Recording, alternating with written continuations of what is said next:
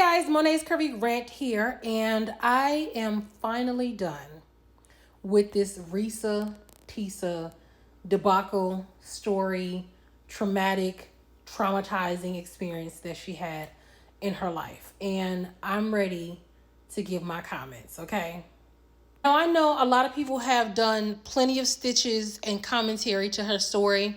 I am not going to bash her or any of my content on here. When I say rants, is not necessarily a bash or being, and I'm not going to say every single video may not be that. It depends on the topic. But in this situation, because I'm very understanding and sympathetic to her situation, I'm not going to bash her or say, she's stupid or anything like that. I'm not even going to bash him. I'm just going to give my commentary on some of the things that she said, and just, my overall feeling about her experience, because I really learned a lot from her telling her story, and or things were confirmed of how I felt within my past situations with men who were liars. Now, the first thing I want to say is she narrated this story. I'm going to say movie. It should be a movie because Lord have mercy. But she narrated this story so perfectly.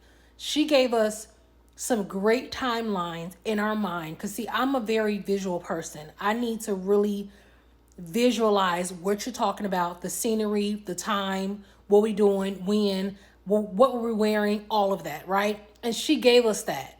She articulated this story so well, so precise, and I appreciate how she did this. Listen, I'm not even a person, I call this an audiobook, okay? Because the way she had my interest in how she was narrating this, it made me stay up all night yesterday to really finish some of this. Okay, I started from yesterday morning and I finished today. Okay, and I watched all 50 parts, the live, everything. And one thing that I can say that I really respected her on this was how she articulated and really gave us details.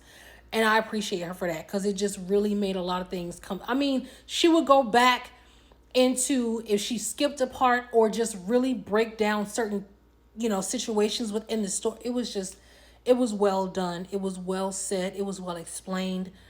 And kudos to you, because you did that, okay? Are you a storyteller? Because you did it. Another thing I want to say is this, if I was never a scorned woman before, if I was never a person that was, well, if I was a person that was kind of skeptical on whether I wanted to date again, this confirmed I don't. This confirmed that she's not. She's staying in the house because I'm not. Now listen, because I know there are people that will say and have said even before we knew who she was, you should never let your past, make you bitter or make you scorn. There's still good men out there. And let me say this, because I always have to say this as a disclaimer when I talk about situations like this. There are good men out there. It's just not a lot. It's not. And although I feel that this situation and what he was doing was way deeper than just being a normal liar, he was considered a pathological liar, allegedly, right? This was way deeper than just being a liar. But the fact that the similarity in the story is there are men out here, some, that will go to the lengths of making you feel and think that he is either serious about you, that he means what he say, that he's doing this or that, and he's really not. There are men that have two totally different lives that you never knew about. I mean, just the fact that those possibilities are out there within men is scary. This also brings me to saying that it is very important for us to enjoy being single. She even made the comment of, and this is from her, if I'm not mistaken, I could be wrong, but I feel like I'm right. She even stated, had she not been desperate, she probably wouldn't have been in this situation.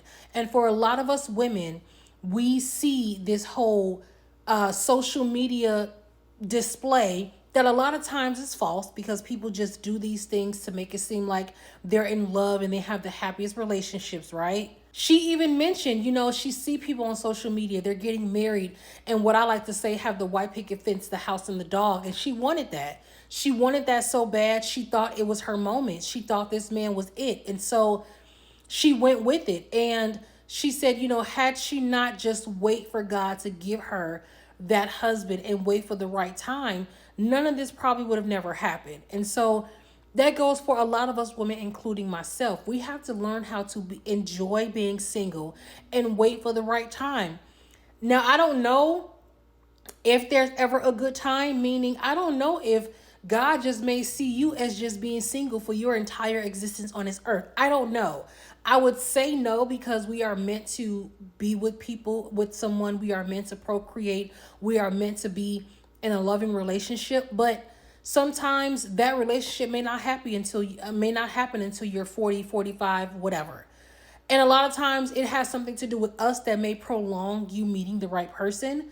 But overall, we have to enjoy being single, understand who we are so that we can meet that right person.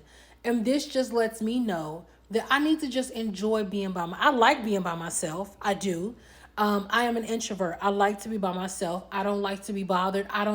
The fact that I don't have to answer to anybody, that I don't have to take somebody else's feelings into consideration when I'm doing anything is great. But are there things about my life or things that happen that I wish I had someone to share that would? Absolutely. But I need to enjoy this moment of being by myself and continue working on myself, and I don't feel rushed, right? But the not even the pressure, but just the urge of wanting to have that companion. I need to just chill out.